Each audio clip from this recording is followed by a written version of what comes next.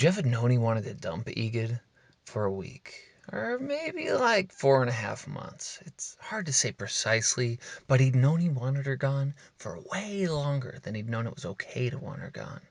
And he still didn't know if it was okay, but he did know he wanted it, and in the long run, he supposed the wanting was enough. It wasn't like Jeff despised Egid. In fact, he kind of liked her. He just didn't want to spend any more romantic time around her, or any more time around her ever again if he could help it and it was deemed socially acceptable to do so. The feeling didn't just hit Jeff, and it wasn't an epiphany. So there's no way he could say this hit him between the Starbucks and the mall. That's just where he was when it happened. When people recount flash insight or moments of clarity, they use terms like eureka moment and draw pictures of light bulbs. This was no time for light bulbs. Jeff wondered if she was screwing with him when she introduced herself. "Your name is Egid?" "Egid Michael Fairbairn. It's not like an acronym or a nickname or some inside joke. It's Icelandic, but I'm Dutch. It was my dad's idea. Oh my gosh, you are such a brat." Jeff thought her name was dumb, and that her parents were annoying for choosing it. That sounds like the name of a pet. It's the kind of thing kids would get picked on before people got all worked up about bullying. "Oh my gosh, you are such an ass." Egid shoved Jeff. Her hand rested on his chest for longer than it needed to. "My dad, he's a physicist, and he liked the initials." Dr. Fairbairn was a physicist who studied arachnids in his free time.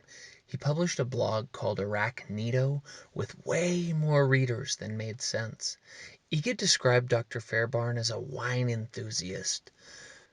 She always said it. She always said it like that, and she always put the phrase in finger quotes. Blogs and appellations aside, it was time to dump Egid. There was never a good time. There never would be. There was always a holiday or a surgery, a dead aunt or a bad yogurt, a hard day or the final season of some important TV show. And no matter how many women told Jeff they wanted to avoid the drama, things always ended dramatically. I guess you either break up or get married, and each is a little dramatic, but there seemed to be a direct correlation between women, or just people in general who use phrases like avoid the drama, and the incidence of serious drama. Jeff couldn't remember if Egid had ever said avoid the drama, but it definitely felt like she had. So he couldn't stop now, just because he knew, but she didn't know, because her phone was dead, that Egid's father, kind of like her phone, was drained and teetering on the cusp of death. But Egid's father wasn't low on energy. He was low on blood and covered in ticks. Dr. Fairbairn was one of those boys who grows up collecting a bunch of bugs, and life just goes on like that until one day he's a grown man who still collects bugs. Maybe they were better bugs, if the word better can be applied here, but nobody ever sat him down to tell him he had way too many bugs. The Fairbairn attic existed on a continuum between laboratory and haunted house. Probably a smidge closer to laboratory, but you always left feeling itchy and pokey and like maybe something was crawling up your shirt and that you needed a really hot shower. There weren't any mummies, cobwebs, or corpses up there, although they wouldn't have felt terribly out of place. But there was too much dust, and it made the lighting all dramatic. The attic was organized like a grocery store, everything orderly, accessible, and on display. Instead of a soup aisle, you had scorpion terrariums. Maybe the pickles were replaced with a tarantula casing. The room had a heartbeat, each habitat humming and pulsating in auras of fluorescent light and floating dust. In the middle of the whole thing, almost like a shrine or a pop display if we're sticking with the grocery store analogy, was Dr. F's collection of rare and exotic ticks. Dr. Fairbairn was always bragging about his ticks, which seemed like a nasty thing to brag about, but there was nobody who could top him when it came to ticks, and so it kind of made sense. Sometimes it's just nice to be the best at something. Anything. Everyone likes to be a winner. Anyway, at like 10 in the a.m. that very morning, under the heavy influence of a South African Shiraz, which was pretty early to be tuned even for Dr. F, The physics PhD opened the casing to his tick habitat and passed out. Or maybe he just stumbled through the glass and got all covered in ticks. It's hard to say. There were signs of struggle, and one neighbor said she heard some yelling. Neighbors love to say they heard some yelling. However it happened, the ticks attacked the scientist with a precision and resentment previously thought impossible among parasitiforms. Dr. F's rescue and trip to the hospital were headlined as "Ticked Off, a Serious Hassle." Mrs. F called 911 when she heard crashing and squishing up in the attic, but she wouldn't actually go into the attic because she always screwed something up when she was in there. When the paramedics arrived, they got as far as opening the attic door, but the haze and the bugs and the unconscious body looked pretty ghastly, so they decided not to go into the attic right away. And, well, because it was weird and nobody knew what else was creeping around in there. No sense in putting more people in danger, they said. Someone called an exterminator, but that seemed a little dangerous for Dr. F, and since there were, according to Mrs. F, all these rare and threatened species, the ambulance driver, one of those people who files a lot of grievances, called an endangered species specialist. She showed up, acting all important and everything, but it turned out she only knew about birds. Everyone acted annoyed that they waited around for her because, let's be honest, most people don't really care about rare bugs. But at the same time, being even more honest, nobody knew what to do anyway. So there was really no extra waiting around. I think it just felt nice to blame something on the ambulance driver. And as is the nature of emergencies, the longer the incident, the more groups of people appear. Everyone offered their own expertise, but nobody had a skill set that applied. People mostly stood around and avoided the subject of just how unqualified rescue personnel are at dealing with bugs. They took turns running their fingers along the door frame and craning their heads into the dim room, fidgeting with hasps and shackles on their gear and making half-hearted rescue plans. Mrs. F was out of it and kept mumbling that she never trusted those bugs. Eventually, one of the paramedics called for Chinese takeout. The scrawny delivery guy, all pimple-faced and probably just out of high school, lingered around for an hour or two, just peeking through the door to the attic, munching on egg rolls and watching ribbons of sunlight stream through the dust.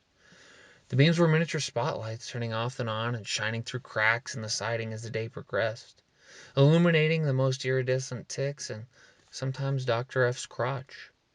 Meanwhile, poor old Dr. F is lying on the floor for way too long, covered in ticks the size of grapes, and it's become eerily clear that nobody knows what to do.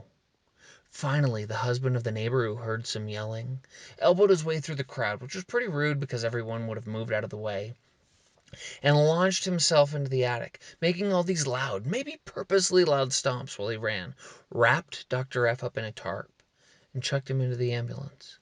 You could tell he felt like a big-time hero because he kept strutting around the yard telling the same story at least 10 times to anyone who would listen, even if they weren't actually listening. He's the one who told the paper how ticked he was and what a hassle it had been. So, Jeff knew that while Egad awaited an almond milk latte with 6 pumps of gingerbread syrup and just a dab of whipped cream, her father lay quarantined in a hospital bed, sharing a staggering percentage of his blood volume with a bunch of bugs. Bugs that covered his body like seeds on the face of a sunflower. Dark, heavy, alcohol-infused seeds. Jeff knew Egad was happy, and the impending contrast made him sad. He felt like a jerk for what he was about to do, since she was feeling so good and all, but he supposed he'd feel like a jerk if she were sad, too. Maybe the only way he wouldn't feel like a jerk is if she were a jerk first, but Egad was usually nice enough, and Jeff was never that lucky. Egad hummed the theme song from Saved by the Bell when she was in a good mood. The first time Jeff noticed they were in the car. Wait. Is that Saved by the Bell? Her obsession with 90s TV was hard to take, and at first Jeff didn't think it was a thing. Yes, Scott Gale wrote it. He did the show's music. I hear it in my head on good days. Egad had her feet out the window. She laid across the seat with her head in Jeff's lap so she could look out the sunroof while they drove. How do you know that? I just do. It's in the credits. You know the show's principal? Egad sat up. Mr. Belding? Yes, well, Egad paused. He's important. Like what? You have a crush on him? Gross. No. He's like an authority figure in my life. Ha, right. He was such a dork. Jeff laughed and Egid started to cry. She was just being honest so he couldn't, like, judge her for it, but it was too weird to feel sorry for her, so he just sat there for like an hour while she cried and he tried to think about other stuff. Moments like that were common with Egid. It was hard to explain. Actually, it wasn't hard to explain, but there was so much to explain that people were tired of Jeff's explanations. Dating Egid was like hiking with a rock in your shoe. At first, it's just a rattle and a nuisance, but at some point, things start to feel raw and painful, and the movements of this rock are the only things you can think about. And it isn't good. And it's not like people won't believe you that it's there, but they have no idea how aggravating and jagged this thing really is. And if you want to get rid of it, unless they want to leave you behind, everyone has to stop so you can deal. And then when this pebble just kind of piddles out of your shoe, they just stare at you like, really? This? This is the problem? Josh seemed to listen, though. And Josh seemed to like it when Jeff was around, and it meant something to Jeff. Josh was a cat, though.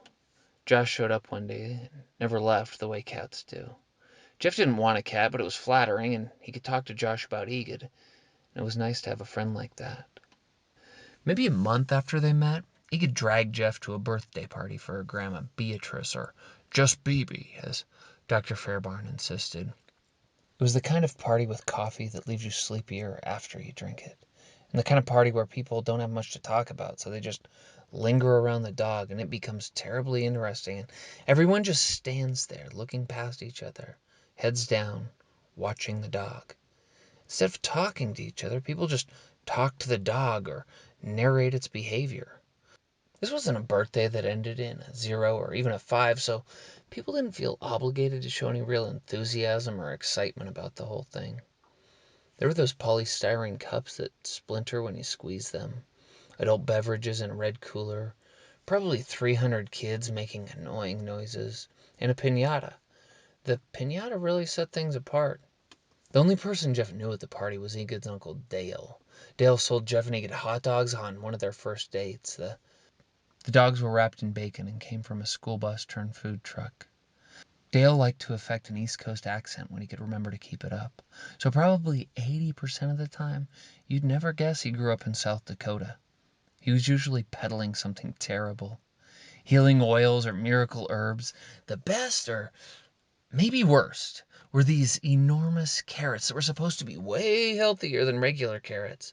They turned out to be some kind of precursor in fish food manufacturing, and you could tell something was wrong because, first of all, they smelled exactly like fish food. And second, Dale was always in the bathroom while he was selling them. He kept explaining to everyone that he was clearing out the toxins and he'd already lost 30 pounds. The only legitimate business Dale ever dabbled in was selling food from the school bus. So I started a food truck business. You should invest. Big potential for returns, Jeff. Another one? What happened to the hot dog cart?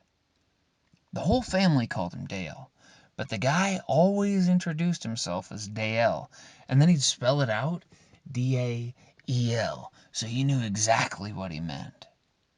The thing was that, aside from Tinder, there was no record of Dale Fairbairn. There were, however, a bunch of break-ins in like 2002 that all involved women's wigs and some guy named Dale Fairbairn. Dale spoke from a distance so intimate it felt inappropriate, like when someone makes you look at a scar on some awkward part of their body, or forces you to hug them and then lets their pelvis touch you. Yeah, Dale said. We make fusion Indian food, like some naan with curry on it and some meat, so it kind of looks like a pizza. Dale said pizza instead of pizza. Okay. Like Italian, Indian fusion shit, like a pizza, but it's not. And get this. You're gonna love this, Jeff. Jeff, I'm calling it, wait for it, wait. Non-standard. Get it? Because it's not regular Indian food and they call the bread naan. I get it. Oh, come on, Jeff. Non-standard. Dale's hair was so full of gel that Egid said it looked like those plastic hair pieces you put on Legos. What happened to your hot dog cart? Had to shut it down, Jeff, and it was a mobile charcuterie service. Dale winced and cocked his head at Jeff, like he was just waiting for Jeff to get it. What did you call it? Fancy kielbasa? Ka! Dale scoffed. It sounded like the word cough. Ka! It was a family business, so watch it, pal. And we called it gourmet wieners. It was geared towards chicks. Dale scratched his neck while he spoke. He was usually fidgeting like he couldn't find a comfortable posture. He'd gnaw a styrofoam coffee cup between sentences, and a fragment clung to his upper lip for like 40 minutes.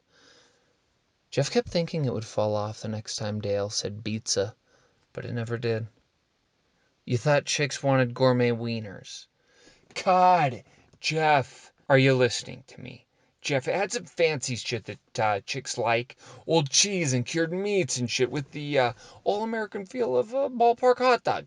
Plus, Dale tipped his head at Jeff, a subtle innuendo. Chicks can't resist that sort of thing. Sounds like it. It's a highly competitive market, dipshit, and there were unforeseen costs. I know chicks, Dale explained. I know what women want. I've been married 4 times. How many times have you been married? Dale took his coffee with 4 creams and 10 sugars. His breath was sweet and pasty, like rancid syrup. If syrup ever got rancid, it drifted hot and wet across Jeff's nose. Before Jeff could comment on how many times he'd been married, someone yelled that it was Pinata 30 and the conversation dissolved. The papier-mâché margarita offered a tantalizing rattle as a bald and stumbling uncle, we'll call him Uncle Number 2, hoisted it from a tree branch. Hoop, hoop, don't let it spill on you, Devin. Someone spelled Devin with 2 Y's. At least, that's how it was written on the kid's backpack. The piñata survived 60 cousins and an aunt with embroidered jeans. Dale used his fingers to whistle encouragement and kept referring to the aunt as a really high pH lady, which she knew to be insulted by, but wasn't sure why.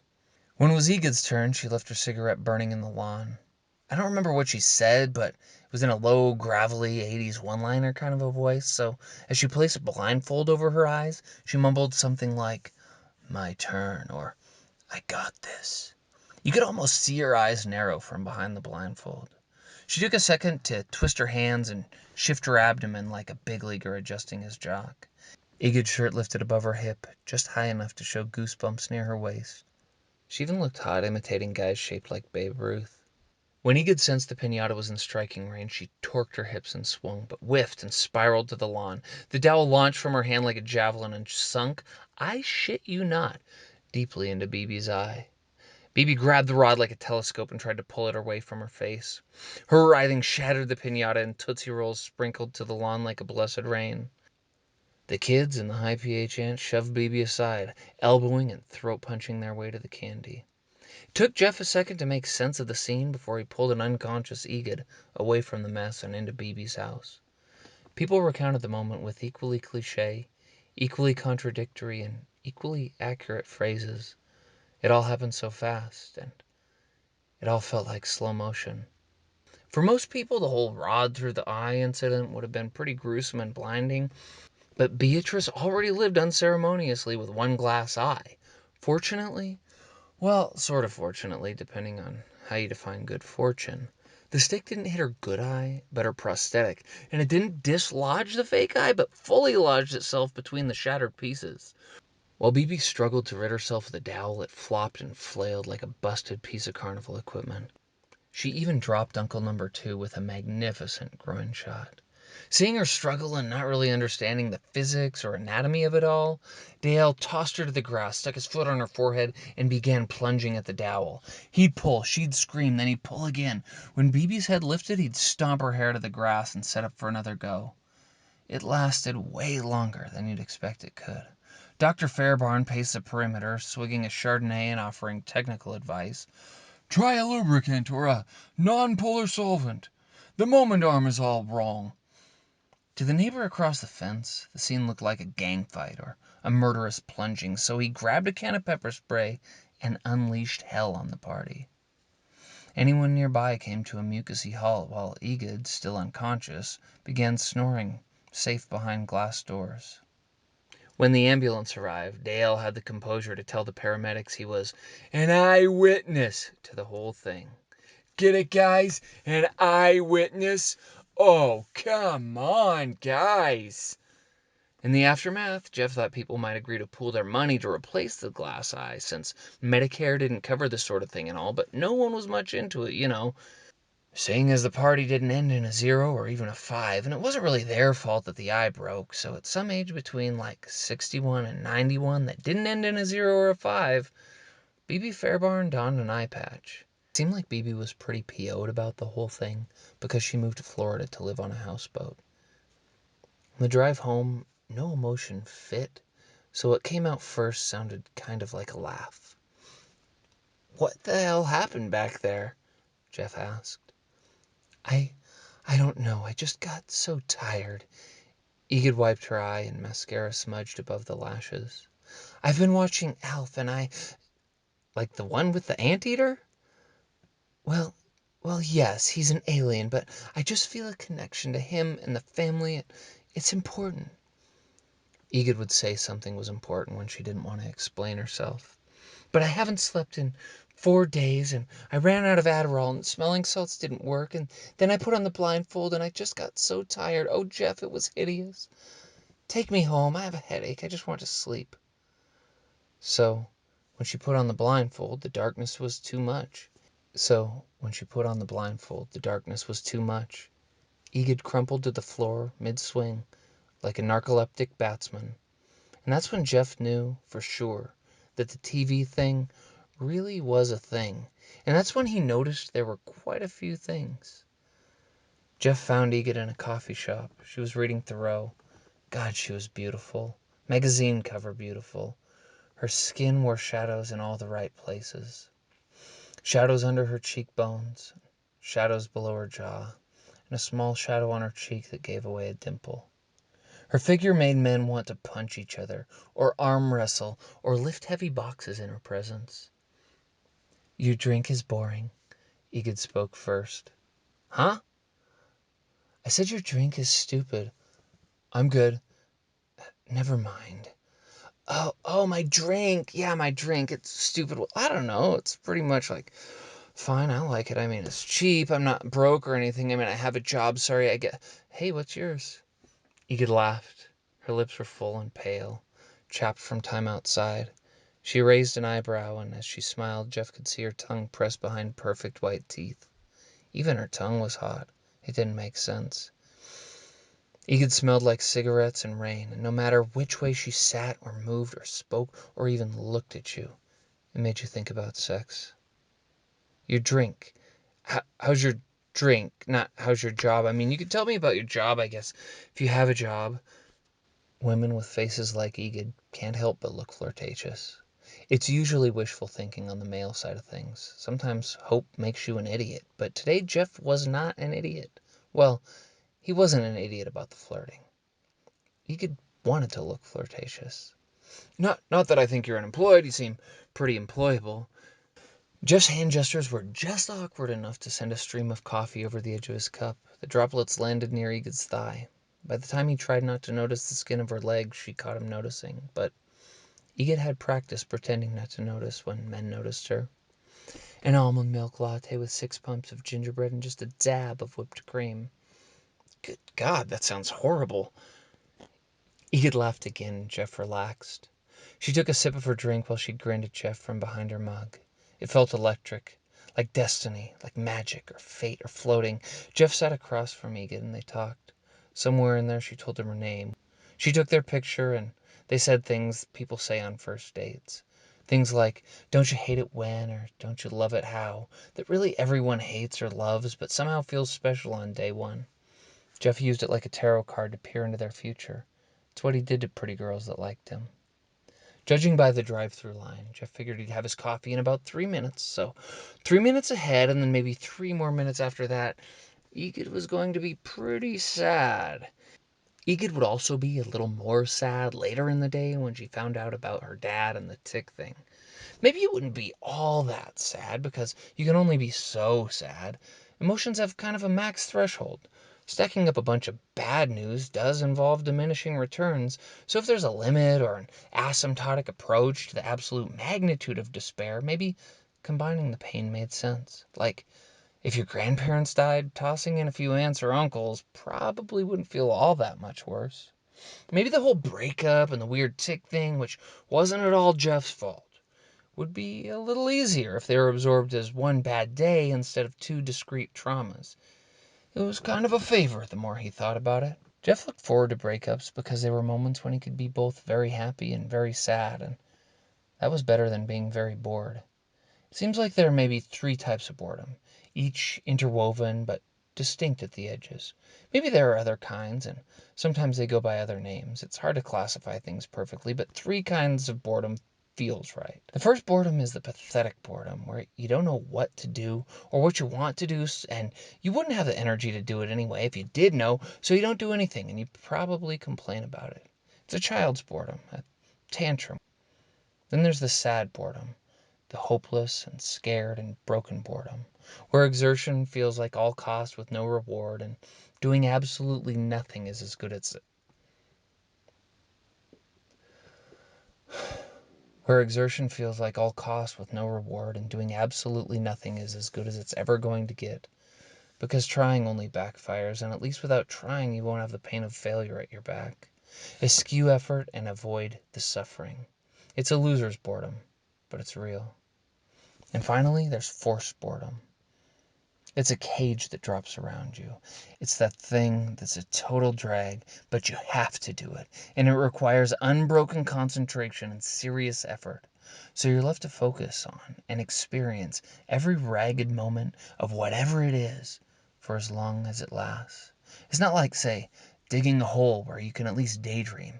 It's worse than digging a hole. It traps your body and it takes your mind. So this third, somewhat legitimate boredom can only be escaped by quitting or refusing to partake in whatever it is that's causing the boredom in the first place. Maybe that third kind of boredom isn't boredom at all.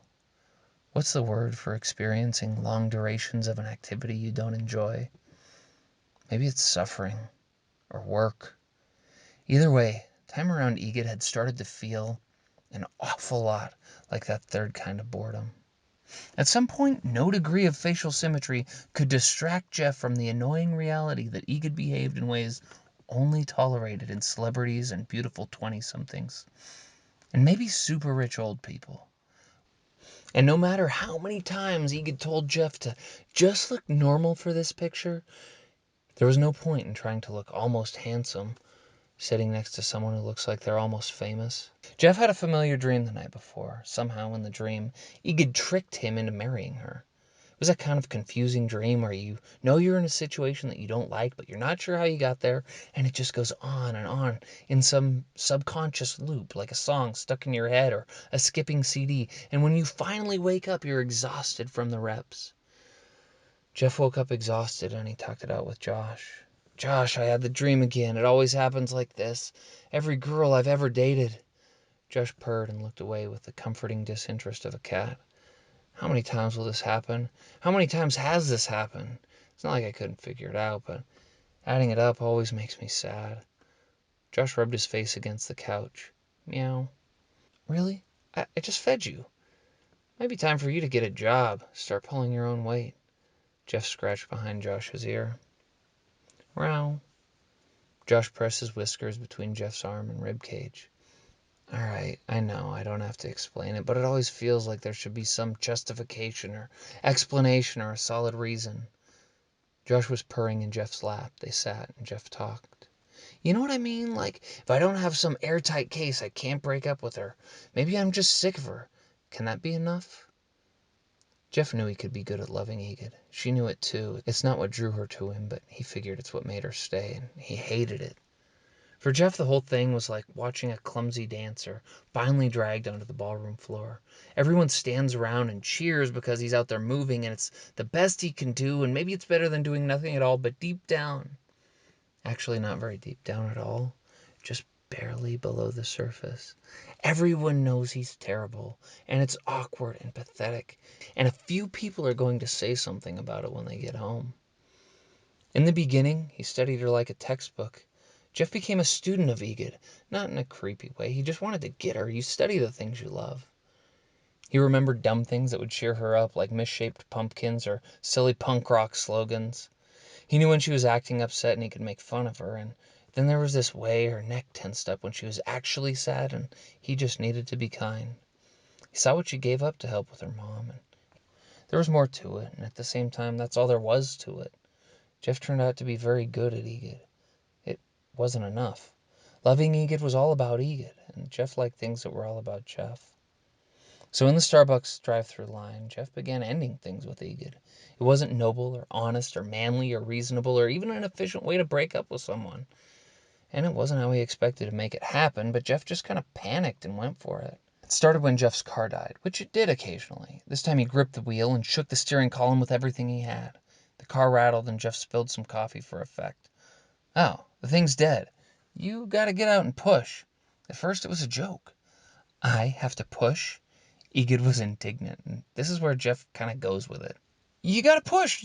You gotta push us to the parking spot or we're screwed. Everyone's waiting. Get out and push or we're screwed." It was helpful to be dramatic and vague. Screwed? Who knew what it could mean? It was difficult to debate. Sometimes the most effective statements mean absolutely nothing because they can also mean just about anything. Yes, you have to push or we're screwed. Ega didn't want to be screwed, so she got out of the car, just rattled enough to oblige, and that's when it got weird. Through the mirrors, Jeff could see Egid crouched behind the vehicle. The blacktop was fresh and reeked of hydrocarbons. The surface sticky, a deep Vanta black. Egid pulled in air through her nose as she rocked from one foot to the other. Each breath pitched her deeper into a bizarre preparatory regimen. God, she's so dramatic. Hip gyrations in concert with arm waggling, coccyx thrusting and hissing sounds, offensive motions and body language inappropriate to any culture, but something you were kind of thankful to witness. Egid lost awareness to the world outside her head. People noticed. Lots of people.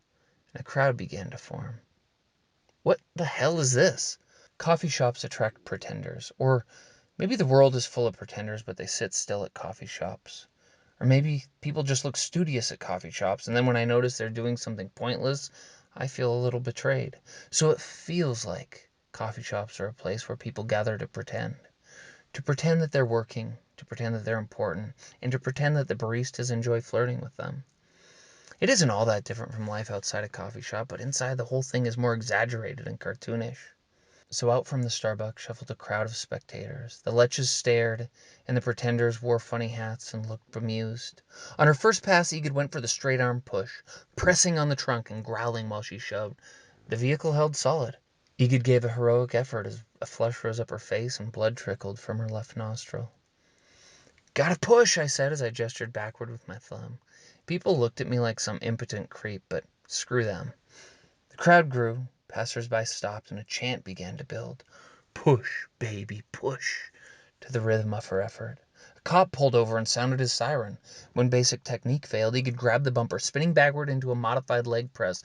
She'd heave and scream while the crowd cheered in concert. Egid lifted the back tires of the car off the ground, but the vehicle held. A cowboy with a lip full of Copenhagen offered to help, but she pushed him aside with a sweaty forearm. "I got it," she screamed. The crowd went beyond bananas. Milk sprayed from baby bottles like champagne, while mothers cradled their infants in complex front sling apparatus. Cars in the drive-through line railed on their horns. Snot bubbles pulsed above Egid's lip, and sweat turned her shirt into a dark, sticky mess. Egid in the car became a spectacle of Barnummian magnitude. Maybe it was the effort that was inspiring. Perhaps it was this beautiful woman in a barbaric episode that drew people in. Or maybe they were all just really, really bored. People abandoned their cars. A candied nut driver sold his entire inventory, and two couples got engaged. Eventually, Egid resorted to brute force. "I'm going to have to ram it," she said. "Okay." Jeff had tensed up, and his left foot was on the brake. He noticed and lifted his toes. Oh, man. Egid's next impact launched the car forward and slammed Jeff's occipital bone into the headrest. Jeff started the car. The crowd was in hysterics. Men kissed babies. Someone uncorked a fire hydrant, and two large women in comfortable shoes pumped their fists in the air. Egid flexed her biceps for the crowd while she walked backwards towards the vehicle. Before she reached the car, with celebration behind her and victory on her shoulders, Jeff drove away. He just drove. He wanted to leave. He pressed the gas until rivets in the floorboards started to give, and the faster he drove, the better he felt. By the time he left the parking lot, the sedan was roaring, jumping speed bumps two at a time. He watched in the mirror as Egid's body warped from victory to anger. And no kidding, she began charging the car with the unhuman velocity of scorned girlfriends. Each time Jeff slowed, Egid gained. Her endurance was otherworldly, but get real, Egid, Jeff was in a car. Soon she was out of sight. Jeff pulled out his phone and did what many soon-to-be ex-boyfriends do. He sent a text. Well, I guess it's over. I'm dumping you. Also, your dad's in the hospital. No, maybe something different. Dang, she really moved back there. Gotta feed Josh. Your dad's in the hospital. Still no. She looked happy for a minute, like that time. Then panic, then calm. Let's get married. Her phone was off. She'd see that later. I guess everyone likes to be a winner.